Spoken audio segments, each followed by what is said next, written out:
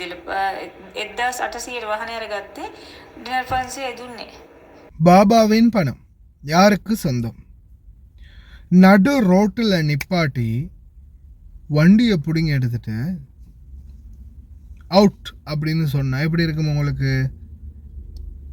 வண்டியை பறித்து எடுக்கிறாங்க. இது நான் காசு கொடுத்து வாங்கின வண்டிடா, பாபாவுடைய பேரில் மட்டும்தாண்டா இருக்குது அப்படின்னு சொல்ல முடியுமா? நான் வெளியில் அக்காம அடித்து வேலை செய்கிறேன், அவர்கிட்ட அக்காம அடித்து அவர்கிட்டயே வண்டி வாங்கி நான் வேலை செஞ்சுக்கிட்டு இருக்கிறேன், சொல்ல முடியுமா? அஸ்ஸலாமு அலைக்கும் வரஹ்மத்துல்லாஹி வபரகாத்து. அன்பான அனைத்து உறவுகளுக்கும் இனிய மாலை வணக்கம். 2 சம்பவம் சரியா? ஒரு சம்பவம் பார்த்தீங்கன்னா, நடு ரோட்டில் நிப்பாட்டி போலீஸ் நிப்பாட்டிட்டு வண்டியை பறித்து எடுத்துகிட்டு போகிறாங்க. போலீஸ் அதிகாரிகள் வண்டியை பறித்து எடுத்துகிட்டு போகிறாங்க. ரெண்டாவது சம்பவம் கஷ்டப்பட்டு சிறுக சிறுக சிறுக சிறுக சேர்த்து வச்ச காசில் வண்டி ஒன்று வாங்குறதுக்கு பாபா கிட்ட காசு கொடுத்தா இப்போ பாபா ஜெயிலில். கேஸ் முடிச்சு வரும் வரைக்கும் பணத்துக்காக காத்திருக்கணும்.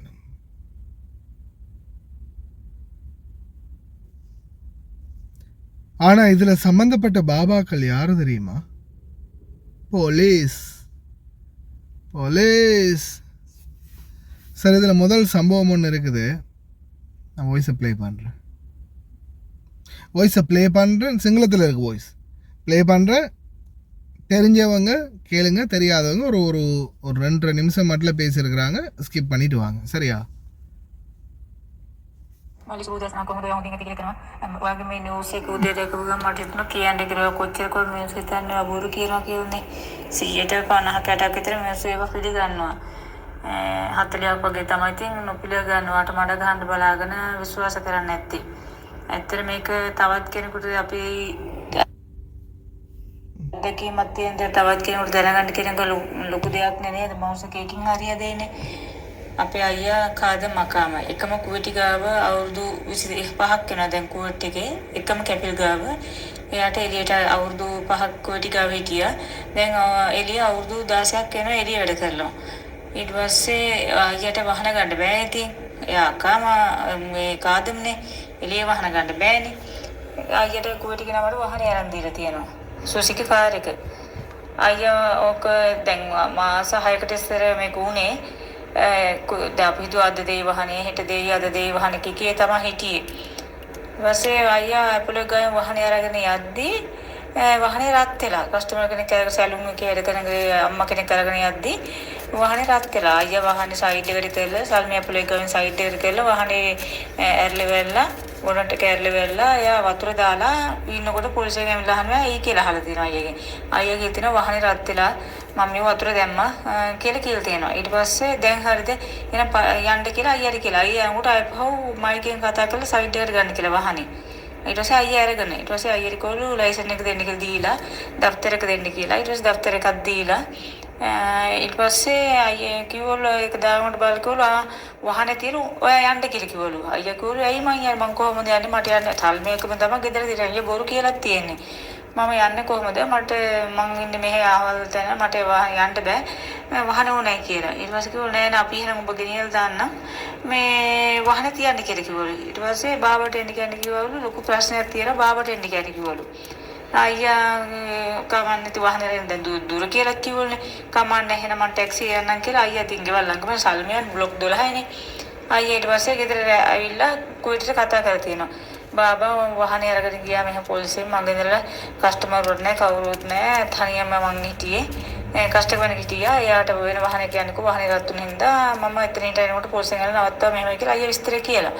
ඒනවා මෙහෙමයි අපි ණයක් කරන් තියෙනවා ණයට පොලියත් එක්කම 2000 ගාණක් ඇවිල්ලා තියෙනවා අපේ කවුරුත් වහනේ අරගෙන ගියත් එයාලා වහනේ ගන්නවා රජයට ගන්නවා කියලා.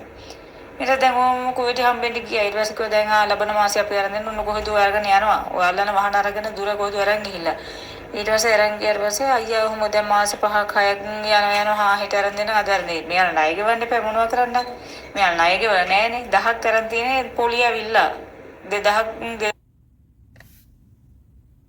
100කුද පොලිය වෙලා ඔක්කොම එච්චරක් තියෙන මේවා ගෙවලා නැහැ. බාබා පොලිසියත් වැඩ කරන්නේ අනික මේ ජබරියා මේක වැඩ කරන්නේ දෆ්තර එකේ වැඩ කරන්නේ.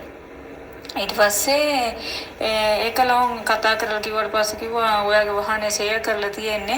ඔයාට සල්ලි දෙන්නම් කියලා පෙරේද අයියරෙන් කියලා ඩිනර් 500 දීලා 1800 වාහනේ අරගත්තේ ඩිනර් 500 දුන්නේ. වෙන්ඩේසි දාලා කාර් එක. එහෙනම් කියන්නේ ගොඩක් දෙනෙකුට පරිස්සමනේ තමන්ගේ නමට වාහනේ පුළුවන් නම් ගන්න කියන්නේ යාළුවගේ නමකට හරි කමන්නේ. එහෙම ගත්තාම ප්‍රශ්න ඇති වෙනවා කුවටියාගේ නමට ගත්තාම. ඒක ඇත්ත ඔයා කියන එක. இவங்களுடைய வண்டி வந்து சரியா வண்டி ரோட்டில் நிற்குது. இவர் வந்து வண்டி ஓட்டிகிட்டு போகிறாரு. குவைத்தியோட பேரில் இருக்குது வண்டி ஓட்டிகிட்டு போகிறாரு. வண்டி நிற்குது. இதில் தண்ணி சூடாகிடுச்சு நினைக்கிற ரேடியேட்டரில். அப்புறமா வண்டியை நிப்பாட்டிட்டு அவர் கஸ்டமர் ஆல்ரெடி வண்டியில் இருந்திருக்காங்க. அவங்கள வேறொரு வண்டிக்கு மாற்றி விட்டுட்டு எல்லாம் தண்ணியெல்லாம் ஊற்றி வண்டியெல்லாம் ஒரு மாதிரியாக ரெடி பண்ணிவிட்டு வண்டியை மூவ் பண்ணுறக்கு அந்த கேப்புக்குள்ளே போலீஸ் வருது. போலீஸ் வந்ததும் வேறு விஷயத்த சொல்கிறாரு இப்படி தான். சரி ஓகேன்னு சொல்லிவிட்டு வண்டியை இவர் ஸ்டார்ட் பண்ணி மூவ் பண்ணிக்கிட்டு இருக்கும்போதே மைக்கில் மறுபடியும் சத்தம் போட்டுருக்காங்க போலீஸ் ஆஃபீஸர்ஸ், வண்டியை நிறுத்துன்னு. அப்போ வண்டியை நிறுத்திட்டாரு. வண்டியை நிறுத்தினதுக்கப்புறமா என்னென்னு கேட்டால் வண்டி உன்னோட கொடுக்க முடியாது, கஃபீலுக்கு கால் பண்ணுங்க. கஃபீலுக்கு கால் பண்ணால் கஃபீல் கால் தூக்கலை. அதுக்கப்புறமா வண்டியை வந்து கஃபீலை வந்து பார்க்க சொல்லு அப்படின்னு சொல்லிவிட்டு வண்டி கொடுக்க மாட்டாங்க சார். இவர் சொல்லுங்க இல்லை நான் ரொம்ப தூரம், நீங்கள் ஒன்றும் லைசன்ஸ் ஆஃபீஸர் எடுங்க, கஃபீலோட பேசிக்கோங்க அப்படின்னு சொல்லி இல்லை வண்டி கொடுக்க முடியாது, நான் கொண்டு போய் உன்னை விடுறோம் அப்படின்னு. அதுக்கப்புறமா அவர் பக்கத்தில் தான் இருந்திருக்காரு. சரி நான் தூரம் வேறு சொல்லிட்டேன் இல்லையா, ஓகே பாப்பா பிரச்சனை, நான் வேற ஒரு வண்டியில் பார்த்து போய்க்கிறேன் அப்படின்னு சொல்லிட்டு என்ன பண்ணியிருக்காரு, கடைசியில் அந்த வண்டியை வந்து போலீஸால் எடுத்துகிட்டு போயிருக்கிறாங்க. அதுக்கப்புறமா போயிட்டு கஃபீல்கிட்ட எல்லாம் விஷயத்தையெல்லாம் சொன்ன பிறகு ஆமாம் வண்டி பிரச்சனை, வண்டி கொடுக்க முடியாதுன்னு சொல்லிட்டாங்க. நான் வந்து லோன் எடுத்தேன் இல்லையா, லோனுக்கு காசு கட்டணும், காசு கட்ட முடியாததால் இப்போது வண்டியை தூக்கிட்டாங்க. சரி வண்டி எப்படியாவது எடுத்து கொடுத்துட்றோம் அப்படின்னு சொல்லி இந்தா கொடுக்குறேன் அந்தா கொடுக்குறேன் அந்தா கொடுக்குறேன்னு கடைசியில் வண்டியே சேல் பண்ணிட்டாங்களாம் போலீஸால். அந்த வெந்திஸ் போடுவாங்க இல்லையா, சேல் போட்டு விற்று முடிச்சிட்டாங்க. 1800 ரூபா கொடுத்து வண்டி வாங்கியிருக்காங்க இவங்க. கடைசியில் 500 தினாரை கையில் கொடுத்து இந்தாப்பா 500 தினார் வச்சுக்கோ உன்னோட வண்டிக்கு காசு அப்படின்னு சொல்லியே முடிச்சிட்டாங்க. தயவு செய்து ரொம்ப கவனம். இனி வரும் காலம் ரிஸ்க். சம்பளம் கிடைக்காது, பணம் அனுப்புறதுக்குரிய வாய்ப்பு கிடைக்காது, அக்காம அடிக்க முடியாது, லைசன்ஸ் செய்ய முடியாது, வீசா புதுப்பிக்க முடியாது. வீசா அனுப்பி யாராவது வீசா அனுப்பப்பட்டிருந்தாலும் அந்த வீசாவில் இருக்கிறவங்க இந்த நாட்டுக்குள்ளே வந்தால் சில நேரங்களில் உள்ள என்ட்ராகலாம், ஆனால் அக்காம அடிக்க முடியாது, எக்ஸட்ரா எக்ஸட்ரா எக்ஸட்ரா. யாரெல்லாம் கடன் வாங்கி இருக்கிறாங்களோ குவைத்து வங்கியில் குவைத்திகள் அவ்வளோ பேருக்கும் இப்படி பிடிச்சிட்டாங்க.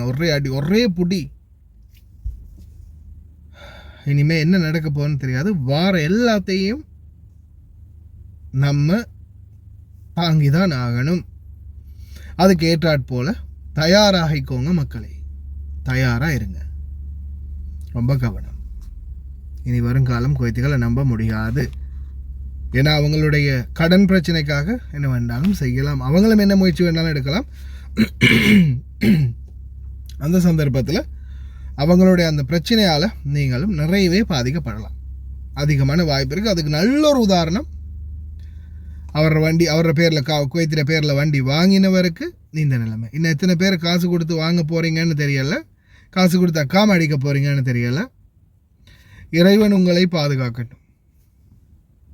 லயன் எக்ஸ்பிரஸ் கார்கோ நம்பகமான கார்கோ.